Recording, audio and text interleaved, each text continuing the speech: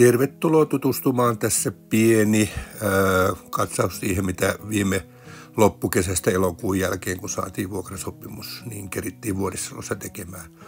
Rakennuksia siivottiin, purettiin vähän vanhoja sisuksia pois sieltä ja lähdettiin suunnittelemaan, minkälaisia majoitteita tehdään.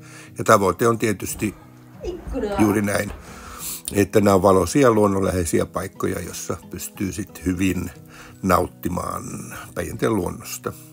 Sauna oli uponnut aika syvälle tuonne turpeeseen, nostettiin ylös, samoin tehtiin uudet lattiat ja käsiteltiin pinnat niin, että pystytään hyödyntämään näitä vanhoja rakennuksia sen sijaan, että tehdään uusia.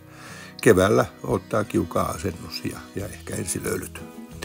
Ympäristö oli varsin risukoitunut. Luonnollisesti luonto ottaa omansa ja mepä availimme sitä ja pikkusen linjailimme jo sitten polkuja niin, että liikkuminen tuolla ei tuhoa tuota Päijänteen kaunista luontoa. Tämmöisien asioiden kanssa jatketaan sitten ensi keväänä ja ihastellaan Päijänteen kirkasta vettä.